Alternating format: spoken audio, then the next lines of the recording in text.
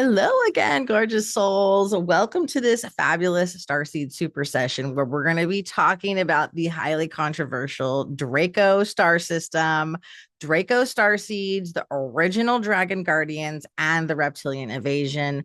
This is a big one. It's loaded with all kinds of stuff. So buckle up and enjoy the ride. Okay. So, what exactly are we going to be covering in this magical dragon adventure? We're going to talk all about the Draco Constellation, the stars of Draco, some really cool deep space objects of Draco, Draco and dragon mythology, dragon symbolism, the Draco star system galactic history, the original dragon guardians, the reptilian invasion, the Draco Wars, the reptilian caste system, the Draco Moon, which is an interesting little ditty there, the Draco Starseed traits, Draco Starseed codes, how to find this star system in your natal chart and see if you have any connections to Draco, good or bad. You might have had some really positive interactions with benevolent original dragon guardians, or maybe you had some interactions as villain lifetimes in Draco. It's all good, right? We are multidimensional beings and we've done it all. So there's no tea, no shade in having a villain lifetime. We've all had villain lifetimes. But I know a lot of people get weirded out when we talk about Draco and Draco Starseeds and like, oh no, was I a reptilian? Like reptilian, galactic parasitic entities and attachments we talk a lot about in quantum alchemy course can be tricky to get rid of for star seeds. And some of us are more prone to them than others. That's not a moral failing. Okay. That doesn't mean anything bad about your soul. Your soul came here to experience duality, to experience the highs and the lows, the good, the bad, the beautiful, the evil, all of it. So just remember that and don't be hard on yourself or anyone else for that matter, if they've had positive or negative lifetimes anywhere in the stars, right? And then, of course, we'll talk about the Draco Alignment. We've really loaded long video here, but it's not going to be as long as some of the other ones. It's mid. Okay, so the Draco constellation. Draco is the eighth largest constellation in the sky. It's located in the northern celestial hemisphere. The constellation represents Ladin, the dragon that guarded the golden apples in the gardens of Hesperides in Greek mythology. And Draco means dragon in Latin. It was first cataloged by Greek astronomer good old Ptolemy in the 2nd century, and it's a circumpolar constellation, so it never actually sets below the horizon for many observers in the northern hemisphere. It's very easy to find Draco most times of the year in the night sky. And there are some neighboring constellations. As you can see in this picture, we have Ursa Minor there. Ursa Major is up top. Lyra and Cygnus, as well as a bunch of others, are neighbors to good old Draco here. So the stars of Draco. Draco has 9 stars with known exoplanets. The brightest star in the constellation is Eltanin Gamma Draconis. There's 1 meteor shower associated with the constellation, the Draconids. And Draco contains 17 formally named stars. It's loaded with lots of stars. It's a big constellation and it kind of like zigzags, right? It wraps like a dragon does or a serpent throughout different points in the sky. So there are various different stars that you will see when we get to the Draco codes that are in quite a few different zodiac signs here and there. But the names approved for the International Astronomical Union, the IAU, are Al-Danaba, Al-Karas, Al-Karuba, Al-Safi, Al-Tais, Al-Thibin, Disban, Edish, Eltanin, Fafner, Funi, Guayasar, Grumman, Rastaban. That's my favorite one because he's the head. He's like the third eye of Draco. Tayi, Thubin, Alpha Draconis, and Tiani. Thubin is also Alpha Draco, the main star, the brightest star in the Draco Dragon constellation. Some deep space objects of Draco. There's actually quite a few. These are just a highlight of some of my favorites. It contains some very famous deep sky objects. This includes the Cat's Eye Nebula right here in the top left, the Spindle Galaxy to the right, the Tadpole Galaxy below, and then the Splinter Galaxy. So let's talk about dragon mythology. This could be a 5-hour video just in itself, this one topic. There's so much Dragon mythology. Dragons are so prevalent and encoded into every single culture worldwide. They're very mystical creatures. I know they were real creatures. They existed during the times of Lemuria and Atlantis. I remember very clearly one of my past lifetimes in Lemuria. I had a pet dragon. I had a dragon bodyguard. My homie, like my best friend, was a dragon. Really beautiful crystal water dragon. Kind of similar to what this guy's looking like a little bit, but different color scheme. So dragons are beautiful, and just remembering, like, they're not evil, they're not bad. Like, there is duality, there is polarization in this current timeline that we're on, this current planet that we're on, but it's not like that necessarily in all of the different higher dimensions, right? So, dragon mythology. So, Draco is associated with several myths, the constellation of Draco, most frequently the one about the 12 labors of Hercules. So, in the myth, Draco represents Ladin, the dragon that guarded those golden apples in the gardens of Hesperides, the Garden of Eden. The golden apple tree was a wedding present to Hera when she married Zeus. So she planted the tree in her garden on Mount Atlas and then tasked Atlas's daughters, the Hesperides, Pleiades, right, with guarding it. She also placed a dragon around the tree so that they wouldn't pick any apples. She like really was like, these are my apples, baby. I don't want nobody having my apples. And then as part of his 12 labors, Hercules was asked to steal some golden apples from the tree. It's like they had to gang jump Hercules into their gang, right? You got to steal something from this really guarded up golden apple tree. So Hercules defeated the dragon Ladin with his poisoned arrows. And it's like, these stories are well and alive, even in straight out of Compton, you guys. So it took the apples, saddened by the dragon's passing. Hera, who was the Greek equivalent to Roman Juno, placed its image in the sky among the constellations. And Draco is depicted coiled around the North Pole, 1 foot on Hercules' head. Like, hey, homie, you killed me. So we kind of intertwine now forever. So dragon mythology, as I have noted before, has existed almost as long as people have. Okay. In fact, many of the early Mesopotamian cultures and other ancients in the Near East have rich histories that tell of mighty storm gods saving the people from evil giant serpents. And these myths were the foundation of modern perspective on dragons. And it seems that a dragon is actually any form of serpent that has an especially fearsome nature or fierce nature. This is indicated by the word dracon that the English word dragon was derived from. Dracon means large serpent or sea serpent. Additionally, most dragons are described as being evil in nature by some traditions. That's not always the case, as evidenced by Chinese mythology and other Asian cultures.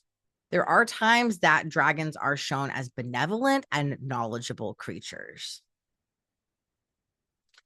Dragon symbolism is super rich, but in general, these are some significations. The dragon is really the guardian of the elements and the embodiment of the untamed nature and element of chaos. Okay. Some dragons are more fire, others are more air, water, earth, crystal, metal, or etheric forms. But they really embody this untamed nature of chaos. Chaos is needed for creation. Okay. So, chaos, as we think of it, in our current earth lifetime here, is not really what we're talking about when we talk about the element of chaos, which is absolutely needed for creation. So they could be considered creator beings in a way. Dragon symbolism stands for protection, power, success, wisdom, loyalty, fearlessness, and immense possibility. Strength, luck, glory, hidden knowledge, all symbols of the dragon. And as a spirit animal, the dragon indicates that you are fierce, confident, passionate, and humorous, especially if you were born during the year of the dragon in the Chinese zodiac. When a dragon shows up in your dreams, it may either reflect your personality or signify some important occurrence in your life ahead. So we're going to get into Draco Galactic history now. So the original dragon guardians in this solar system were quite benevolent. And I'm talking about the OGs here, billions of years ago. They created the High Council of Thuban to oversee the expansion of worlds and the Earth experiment. They were also responsible for initially terraforming Earth so it would be inhabitable by human life forms. They created the ley lines, the dragon lines, and the sovereign Earth grids. Then a race of reptilians living in a fallen region of the universe just outside of our solar system journeyed here seeking resources. And it was said that one of the angelics or fallen angelics, Lucifer, was responsible for splicing reptilian DNA with the original dragons, creating the Siakar elite, which are the highest in the draconian caste system, the first of the draconian race in the Draco star system.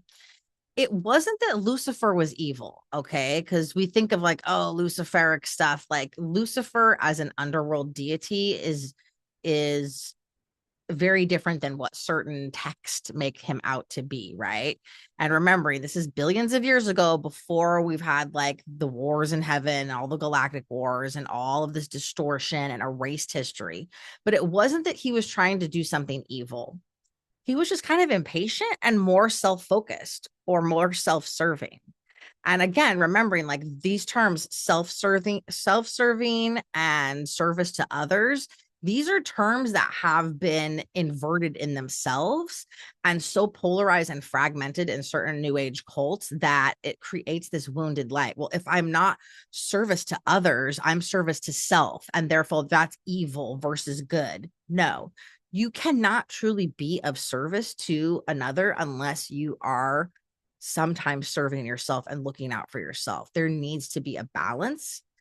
When we have a imbalance in the polarity, though, when it's like 98% service to self, that can create wounded darkness and this pull for power and control, and that can create a little more of an evil vibe. But when it's in a balanced form, maybe 51 to 49%, that is actually more healthy. Okay, so just remembering that Lucifer wasn't necessarily evil when he did this, just impatient, and like he wanted to do something. He really reveled in the power that these original dragon guardians being. So he's like, let's splice a little bit of this reptilian DNA, right? With some human DNA with the original dragons. Let's create something new. As experiments and mad scientists do sometimes, they create monsters, which is what happened. Lucifer also told the Siakar, the first of the draconian race, that this universe was theirs to inherit.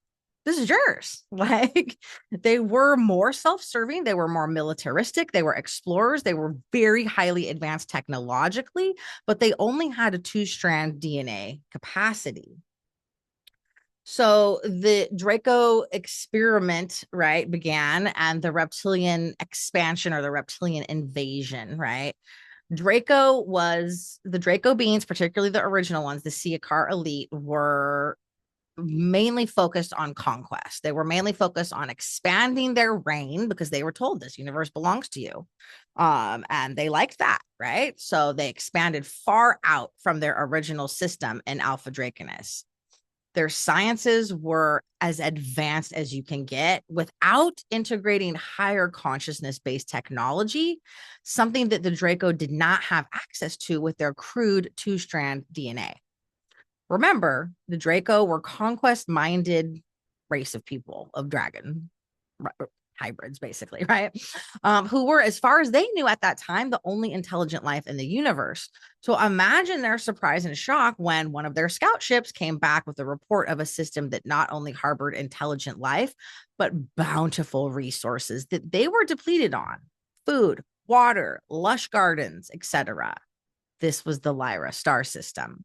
And the Lyrans, if you've watched that video, they were just as surprised. They thought they were the only ones happening in the solar system, right? Until these Draco ships came to their planets.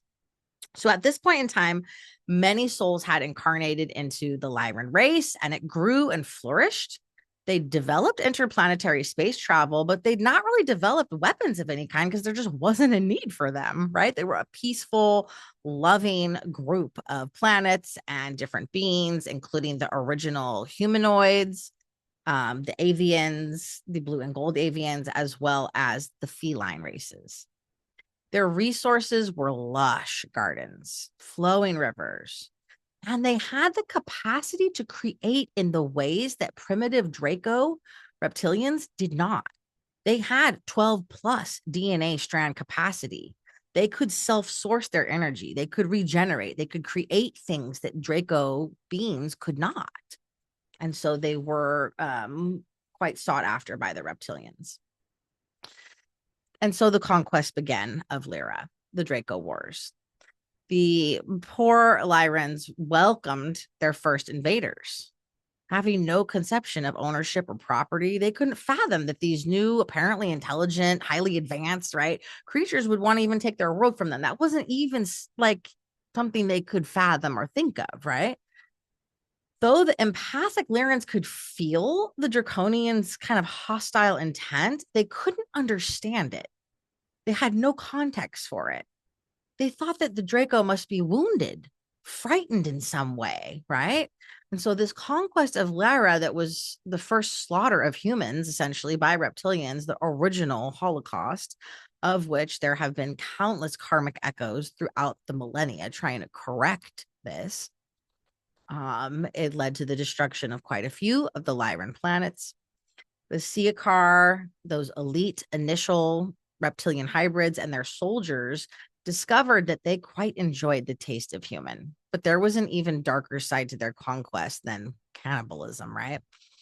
The Draco also discovered they could get an intense high from the emotions of humans, particularly the emotion of terror. Many Lyrans were tortured and eaten alive, and the Draco, gorging on these intense emotional vibrations, kind of like a horrific psychic food and drug all in one, they developed, right, a bloodthirst, if you will. This was the original serpent in the garden story that's kind of morphed into a whole different thing nowadays. So the Lyrans who survived, as well as those from one of their main stars, Vega, fled their star system. They fled the Lyra star system in the only ships they had, which were relatively slow interplanetary ships. They weren't these advanced space travel ships like the Draco had. And these refugees from Lyra and Vega, the cradle of human civilization, combined resources to form a fleet and began developing agriculture and mining ships so that they could become self-sustaining. They also began developing weapons, both psychic and physical, so that they would be able to defend themselves in the future.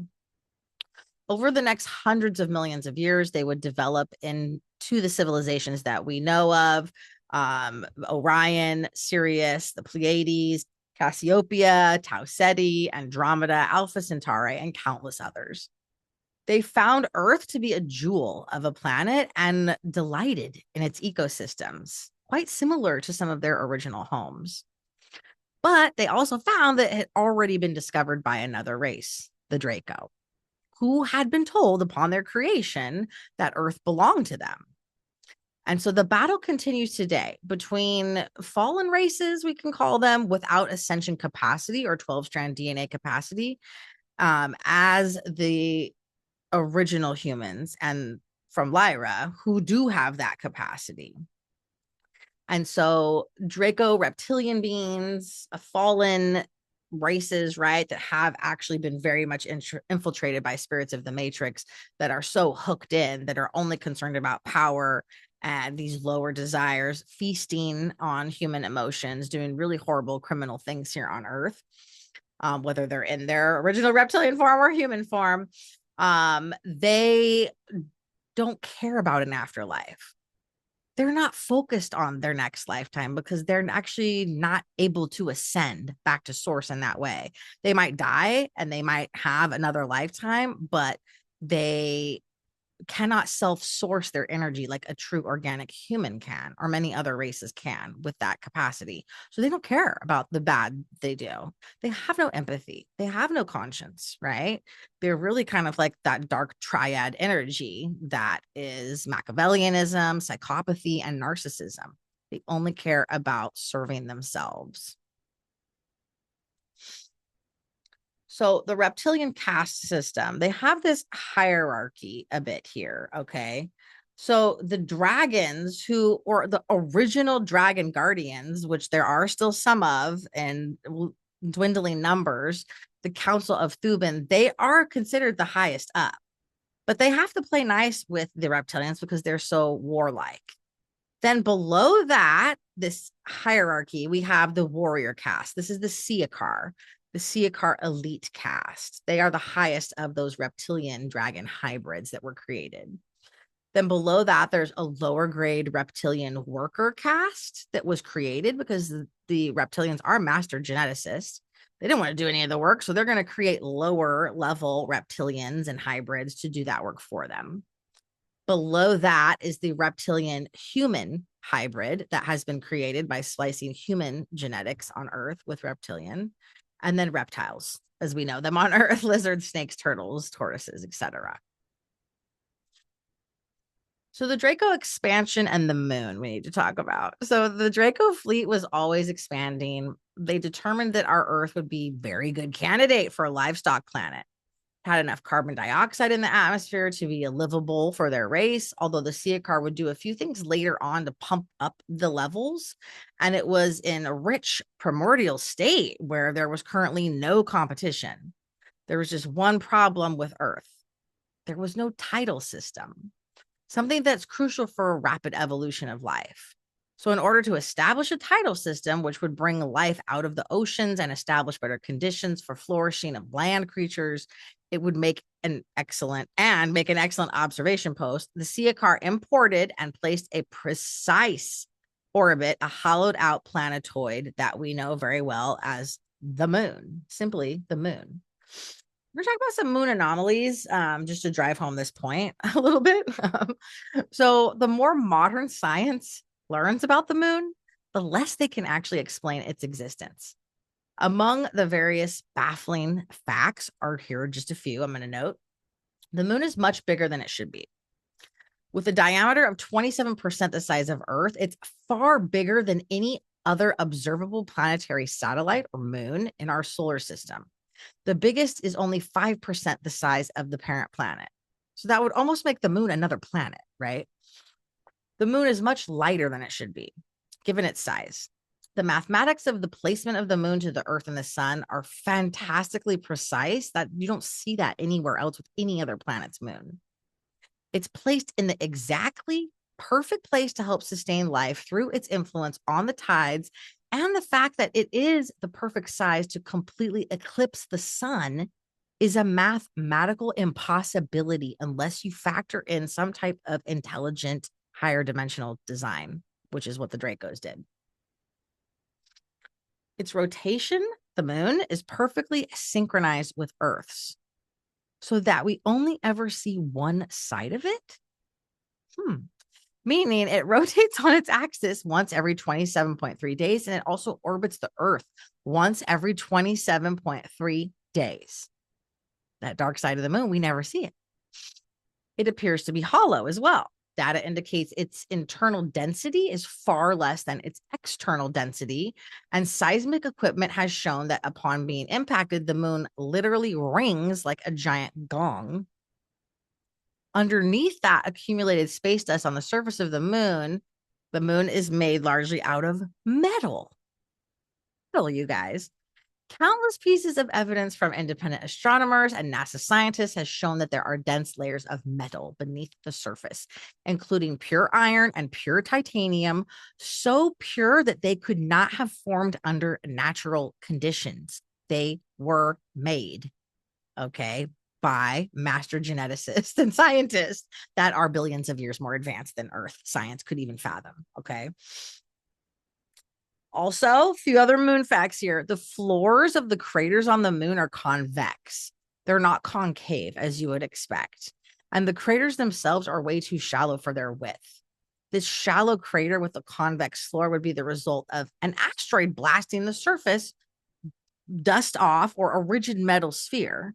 Then there are other craters which scientists have been unable to find the bottom of, which are believed to be entrances to the interior. Strange lights and objects have also been recorded in or around our moon for thousands of years. In 1787, legendary astronomer William Herschel recorded strange lights traveling across the dark lunar surface. Every single NASA mission to the moon has involved encounters with UFOs and observations of colossal artificial structures on the dark side of the moon, which have been covered up by NASA, but which many astronauts have since come forward with first-person accounts of. Okay. Earth gets a moon. Earth got this moon. The moon was the first base of operations for the Draco reptilians, the Siakar elite, and it has been conquered, reconquered, upgraded, repurposed many times since then by different races that have had an interest in our solar system.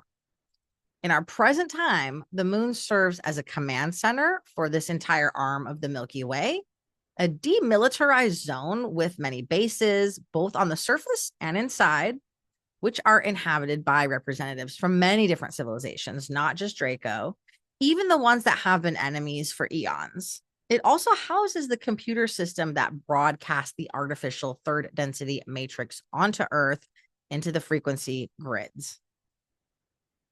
So the moon is draconian in origin. There you have it. Now we're going to transition to talk about Draco Starseeds. Okay. And please, please, please, again, remember, not all draconians are bad or evil. They are simply self-serving. And if you can get to another level of your consciousness, you really are going to start to master more esoteric concepts, which include there is nothing as right as wrong. There is no duality. When you get into non-dualistic consciousness, you're not looking at it as like, oh, that person's evil or that person's good. No, that's very like lower level, third dimensional way of thinking. When we move into 450, especially higher, 6th, 7th angelic kind of dimensional consciousness, that's not how we're conceptualizing different creatures. Some are a frequency match for us and some are not. Okay. So the same can be said for some of the Draco Starseeds on Earth, but many of them are here to recode the original dragon lineage to its original dragon guardian blueprint, anchoring the 12D dragon frequencies onto the planet Earth and creating balance and peace amongst different races, cohabitating throughout the multiverse. There's plenty of resources here for everybody. Draco Starseeds are going to vary widely depending on where certain Draco stars fall in your natal chart and your current Earth life lineage. Okay. So generally there's two types of Draco Starseeds or expressions of the Draco archetype, light and dark. Remembering one isn't good and one isn't evil, right? They're both necessary to create balance here in a very karmic, highly dualistic planet. So darker or more reptilian shadow aspects include traits often associated with narcissism, psychopathy, dominance, control, power over. They will stop at nothing to get what they want. They want what they want and they're going to get it. Sometimes that hurts people, sometimes it doesn't. Lighter expressions of Draco aspects, true light expressions, include loyalty, altruism, confident yet compassionate. These souls have the toughest time on Earth, as they can be very intimidating because they have this dragon coding, but they're actually quite loving and really royal and regal too. They're the higher up, the highest in that reptilian dragon Draco caste system. They're the original dragon garden coding, right? Both types also generally share a strong connection to dragons. Very magnetic, very assertive energy. They enjoy structure, routine, order, physicality, strong sense of justice. They can be quite protective, fearless, sometimes might even seem emotionally unavailable as they have many demons in quotes to slay.